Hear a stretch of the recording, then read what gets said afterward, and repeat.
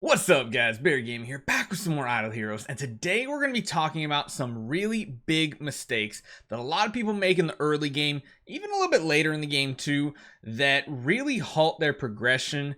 And again, some of these kind of are still useful to those of you in the mid game, anywhere up to like the late end game. Once you get towards the end game, you can make some stupid mistakes to get certain things done. It really doesn't punish your account, but in the early game, every last bit of fodder, material, resource really does matter. So today we're going to go over a bunch of things. It's probably like the top 8, top 10 things that you should really avoid doing if you want to make sure you're getting good progress in the game. So hopefully you guys enjoy this one. Let's jump right into it.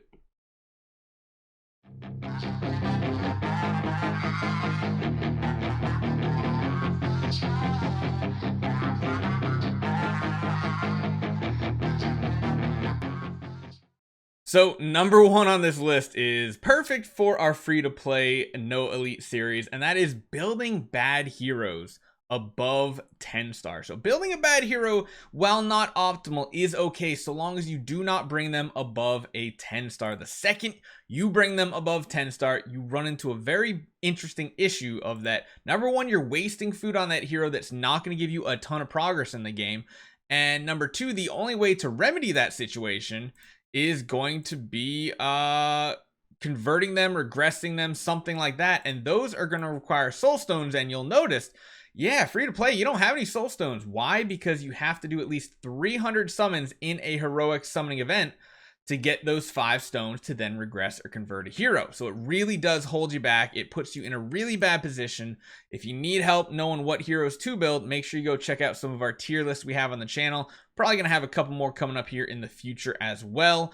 But building bad heroes is by far the number one worst thing you do. Why? Because the first hero you build needs to be able to get a very high Sealand difficulty. You'll notice we have a bad hero in Bloodblade. Does really bad in Sealand. You want to get to the 10-15 range very quickly when you're like E2, E3, and then once you get your first E5, you want to try to be able to push that Sealand 20. Why? Because there is so much 4-star income that you are going to get from this. That is where a lot of your 9 and 10-star food for the month is going to come from. Outside of events is very important. So number one, make sure you do not build bad heroes. Number two on this list follows up right next to that that is building too many project heroes at the same time. So in this account, we don't really have that problem. We probably have more of that issue on our other free-to-play account, but building multiple elite heroes at the same time. So you might have some elite heroes in your bag. You might have like a Drake, Tara. Those don't really matter since they're light and dark. Those types of heroes you can build multiple times, but the heroes you want to try to avoid is building elite heroes that are good heroes at the same time. If you don't plan on making that hero either a 9-10 star support hero that you keep forever, or immediately building them to 5-star E5, you do not want to start building them. You notice we have Floras here, we have Rogans, we have Olivias, we have a lot of different heroes, we have Fionas, but we're leaving them all at 5-star. Why? Because the second you start leveling them up, you are committing all of your next progress food into a hero that can't get to where you need it to be.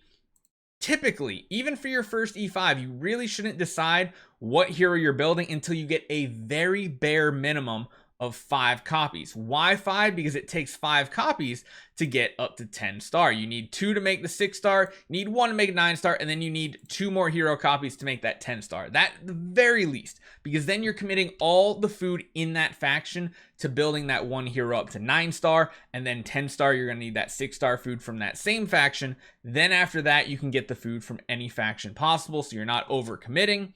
But again, you don't want to have multiple projects going at the same time. That's why this free-to-play series, well, building Sherlock, not the best idea because not a good early game hero. But we did wait until we had a commitment on building that hero, and we knew through Imp's Adventure, Sky Labyrinth, Wishing Fountain, things like that, we knew we were going to get copies of the hero so it wouldn't hold up our progress. Your food progress and your hero copy progress should be moving together. And building multiple heroes, especially to 7-star like this is the one big mistake I can say. Building a Deathsworn to 7-star, because now we're stuck on putting the rest of our shadow food into this Deathsworn to it all the way up to 9-star, because you can't regress a 7-star. You're just stuck with a 7-star until you turn it into a 9-star. and then turn it into food for another hero. So those are build defining things.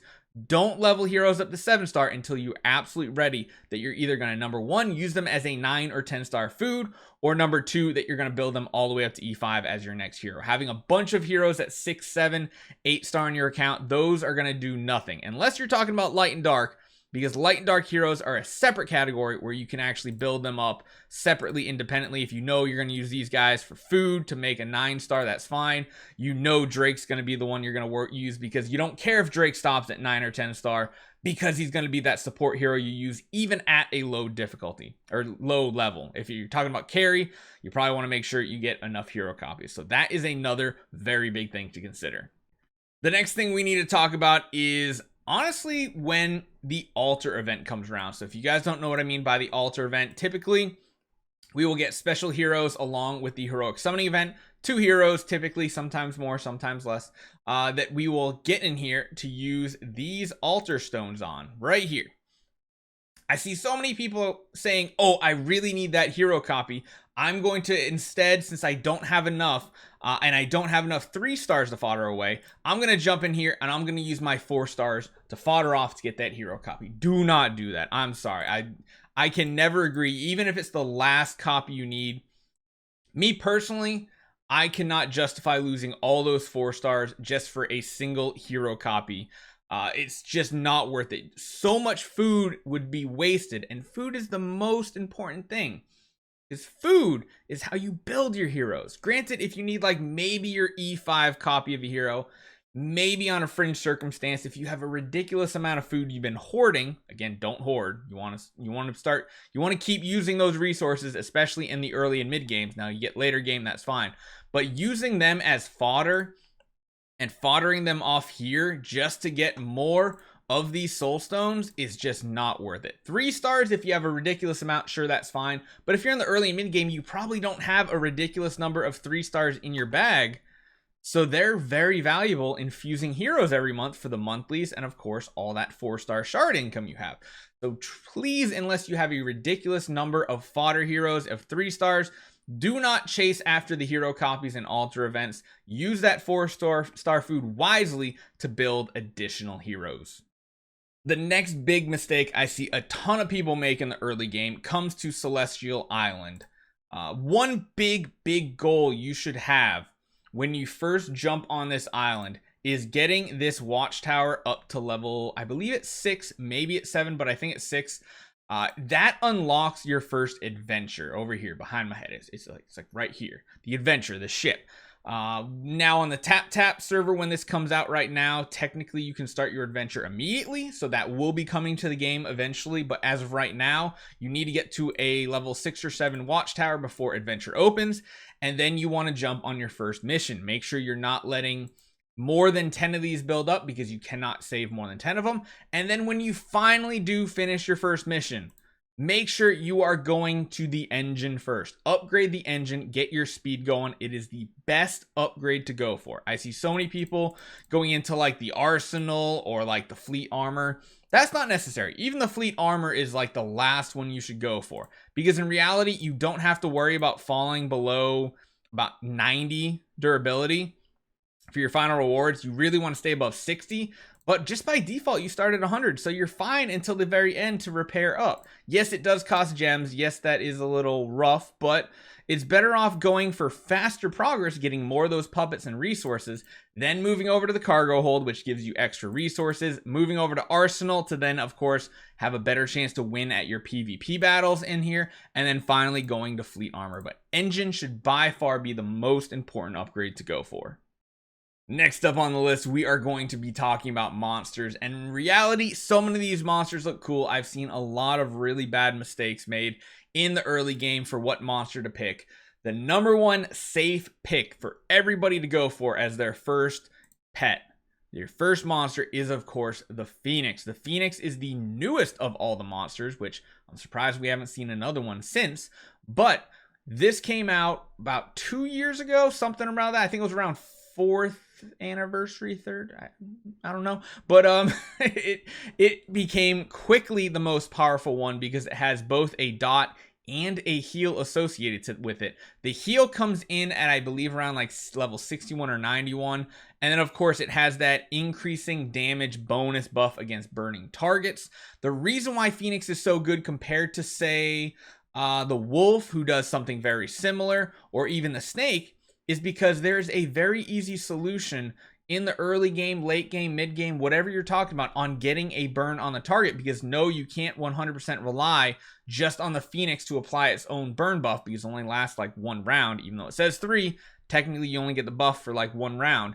You can build a very inexpensive, cheap hero in the form of Deathsworn. Deathsworn has lots of abilities here that leave a burning dot for an entire 15 rounds, which is the entirety of combat. And that is a very important thing, because that means you can let him die in the first round or two, and that burn buff is going to be active the entire time. Now, there are some fringe cases where you can build maybe the Wolf or maybe even the Snake between those two, because if you have a hero you're building that has a poison or a bleed first, like maybe Horus can probably do decent with the Wolf, you can get away with it. But at the end of the day, the Phoenix just gives so many amazing bonuses like holy damage, crit damage. It is just by far the best PvE pet, while also being a very, very strong PvP pet. Now, this one is probably going to be one of the things I see most newer players make, and that is using any type of resource outside of the event schedule. So I see people when they first start the game using their Prophet Orbs immediately. I see them using their Heroic Scrolls immediately. Well, the Heroic Scrolls will be fine so long as you start your new account on a Heroic Summoning event, because you get double the chance at 5 stars. Using things like Prophet Orbs and such are not good to do. Why? Because there's an event for it, as we can see over here. Next week here, we have a Prophet Summoning. There's chances to get elite heroes from the rewards. There's more food you're going to get just for using those Prophet Orbs. And if you use them early game outside of those events, you're really going to hurt yourself. Even wishing coins, try to save them up. Try to save a loot. You can get additional Prophet Orbs and things like that for using wishing coins. Do not use anything besides super wishing coins, because that's like the one resource you can use outside of an event when you want to. But again, when super wishing coins is being talked about, make sure you find an elite hero on the wheel that you want before using them. You don't want heroes like Valentino, Gustin. They're just not ones you're going to be building. Wait until you find a good one, then use up all your coins to try to get the hero you want. Next up on the list is going to be the marketplace. So I see way too many people in the early game wasting their gems buying things like Heroic Summoning Scrolls. For early game players, they are just not worth it. You're not going to get as much food as if you instead put your gems into Prophet Orbs. Prophet Orbs are very good currency to buy in the very early game. So are most of the gold offers, like the arena tickets, all the 3-star and 4-star shards. And then occasionally, if you are spending a little bit on the game, you're probably going to want to buy things like promotion stones. Stay away from any of the spirit offers so long as you don't need it. And again, that's usually more towards the spenders. But buying Heroic Scrolls early game is not a good strategy. I wouldn't even consider buying Heroic Scrolls until you have a couple E5s and you're saving up for Anniversary, Chinese New Year, Christmas, those really big events. But in all honesty, once you do have your first E5, most of your gem income should be going to Cores of Transcendence. They are by far the best bang for your buck, because it is a guaranteed 5-star. Now, there's no events tied to using these, but you're also going to be accumulating 2 very important resources: Stellar Shards and Crystals of Transcendence. That's going to give you Transcendence heroes. This is going to give you powered up Void imprinted heroes, which makes all the difference in the world. And that's why I think Cores of Transcendence are the premium currency to buy from the market after you have your first E5. Before that, probably Prophet Orbs. Now, the last 2 things on this list are going to be coming from your guild. Number 1, make sure you're joining a guild immediately so that you can keep fighting in Guild Altar and fighting all the bosses, because guild coins are one of the most important resources in the early game besides your pet. Your pet gives you tons of power, well, so does your guild tech. And there's a couple things you need to make sure you do. Make sure you are not spreading out your guild tech in too many heroes. What you want to do for your first E5 hero, in our case, we chose Inosuke, you want to make sure you finish this first inner ring before anything else. Once you finish this inner ring, that's pretty good spot to move on to another class that you might need. But if you are really pushing for progress on your very first E5 and Sealand, things like that, you can get some anti-class technology here. I would stay away from all of the CC ones. In my opinion, they're just not worth it unless you know exactly what you're doing. Finish your first tree, move on to maybe some of the anti-warrior, anti-mage, depending on what Sealand you're trying to push. Don't worry about these early game for PvP. It's not going to be a big difference. These are to help you finish Sealands out, then move on to another class. Now, ones like Assassin and Priest can be very nice to get the first ring done and nothing else, because of course you're going to have some support heroes that might need those additional stats. But I mean, the amount of stats you're getting just from the raw input of this guild coins makes all the difference in the world on your heroes. The last thing I want to talk about in the guild here is the store. The brand new store is an amazing addition to the game. Ways to get good first E5 hero copies, even later game, getting some PvP and PvE heroes. But what you should make sure you absolutely do not do it, and that is click this little green button up here. Never click this button. What does it do? It lets you take regular guild coins and convert them into the gold guild coins. The gold guild coins are used exclusively for the shop. The gray ones are made for guild tech. There's never, ever a time in your life you are going to run out of guild coin or have no use for these gray regular guild coins. There's always tech to be built up because these things cost ridiculous numbers. There's probably no one in the game that has every single node done. Maybe there's a couple really old players that have been playing since the beginning of time, but besides that, never convert these over. The tech that you're going to get, the bonuses, is much better than any type of hero copy you are going to be getting out of this list. So make sure you're not doing that, especially early game. If you're going just to buy a Garuda copy and you're forking over 50,000 guild coins, that is such a huge difference in the power of that Garuda by not having that associated guild tech. So let me know what you guys think. The only reason I made this video really is because I've seen so many people in the comment sections on Discord just asking a lot of these questions. So I want to make sure there's a resource out there to make sure you guys don't make any of these mistakes and make a better game plan, because a better game plan means more progress and more fun. In all honesty, you guys have seen how fast we built 2 E5s on our free-to-play series. 2 E5s in 4 months. Not too bad. Hopefully you guys enjoy this one. Hopefully you get some good progress as well. And I'll see you guys next time.